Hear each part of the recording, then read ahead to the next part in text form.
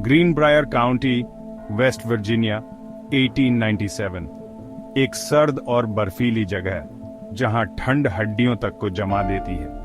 जनवरी का महीना, ठंड कड़ाके की, बर्फ की चादर हर तरफ फैली हुई थी।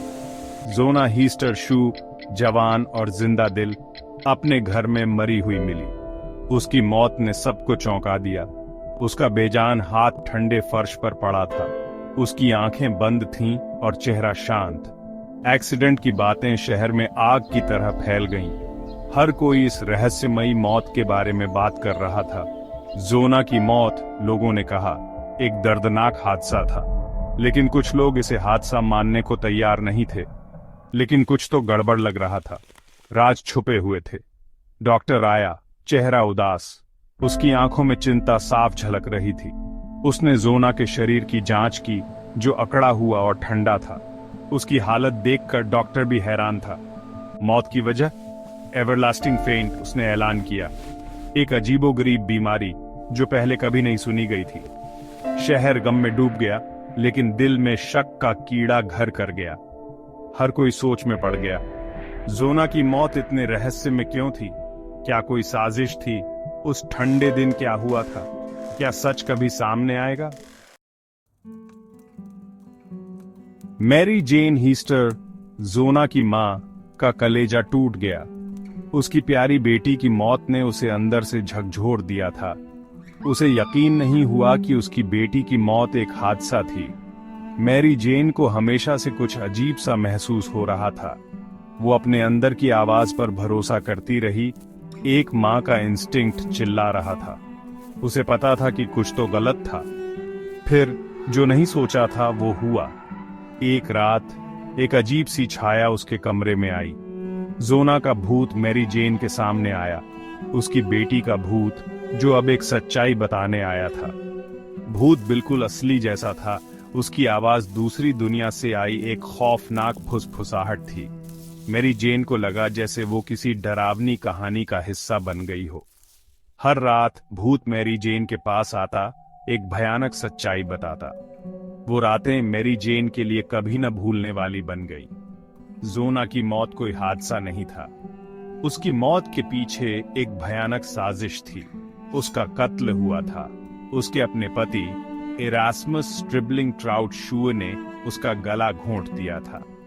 मैरी जेन को अब सच्चाई का सामना करना था। भूत ने अपनी तकलीफ, अपने दर्द के बारे में बताया। उसकी पीड़ा मैरी जेन के दिल को चीर रही थी। मैरी जेन सुनती रही। उसका खून जम गया। उसका हौसला हर डरावनी बात के साथ मजबूत होता गया। उसने ठान लिया कि वो अपनी बेटी के लिए न्याय लाएगी। भूत की गवाही लेकर मैरी जेन प्रोसिक्यूटर के पास गई। उसने खौफनाक कहानी सुनाई। भूत के खुलासे से प्रोसिक्यूटर की रूह कांप गई। शक में होते हुए भी वो केस फिर से खोलने को तैयार हो गया। जोना के शरीर को कब्र से निकालने से ग्रीनब्रायर काउंटी में हलचल मच गई। सच्चाई ठंडी मिट्टी में गहरे दबी हुई थी, अब बाहर आने वाली थी। ऑटोप्सी ने भूत की कहानी की पुष्टि की। जोना की गर्दन पर गला घोंटने के निशान थे। एवरलास्टिंग फेंट एक झूठ था, एक घिनौने जुर्म को छुपाने की कोशिश। एरास्मस, दुखी पति, मुख्य सस्पेक्ट बन गया। शहर ने अविश्वास में देखा जैसे इन्वेस्टिगेशन एक खतरनाक मोड़ ले लिया। सेक्शन 4, काबरपार से इंसाफ। ये मुकदमा ग्रीनब्रायर काउंटी ने पहले कभी नहीं देखा था। मैरी जेन गवाह बनी। उसकी आवाज में दृढ़ता थी जब उसने भूत की खौफनाक गवाही सुनाई। उसने भूत का वर्णन किया, कत्ल की डिटेल्स बताईं और इरास्मस पर लगे भयानक इल्जामों का जिक्र किया। कचहरी में सबका ध्यान बंधा हुआ था। डर और कौतूहल का माहौल था। अनोखे हालात के बावजूद जूरी ने इरास्मस को कत्ल का दोषी पाया।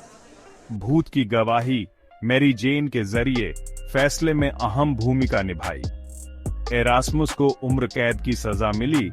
उसका जुर्म एक भूतिया गवाह की मदद से सामने आया। सेक्शन 5, डर का साया।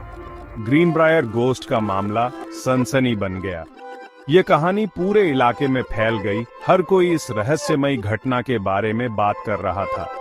यह अस्पष्ट घटना का एक खौफनाक उदाहरण है। एक कहानी जो कैंप फायर के पास सुनाई जाती है और धीमी आवाज में बताई जाती है। ये कहानी पीढ़ी दर पीढ़ी चली आ रही है, हर बार और भी डरावनी बनती जा रही है। जोना की कहानी एक याद दिलाती है कि कुछ राज दबे नहीं रहते। इंसाफ कब्र के पार से भी मिल सकता है। उसकी आत्मा ने अपने हत्यारे को बेनकाब किया, ये साबित करते हुए कि सच्चाई कभी छुप नहीं सकती। आज तक ग्रीनब्रायर गोस्ट की कहानी वेस्ट वर्जीनिया के पहाड़ों में गूंजती है। ये कहानी उन पहाड़ों के हर कोने में गूंजती है, एक स्थायी रहस्य के रूप में। ये एक खौफनाक रिमाइंडर है कि कभी कभी जीने और मरने के बीच की रेखा धुंधली हो जाती है और दूसरी दुनिया से आने वाली फुसफुसाहट सबसे डार्क सच्चाइयों को उजागर कर सकती है। ये हमें याद दिलाता है कि अज्ञात से डरना स्वाभाविक है। यह मामला एक माँ के प्यार की ताकत और आफ्टर लाइफ के रहस्य का प्रमाण है।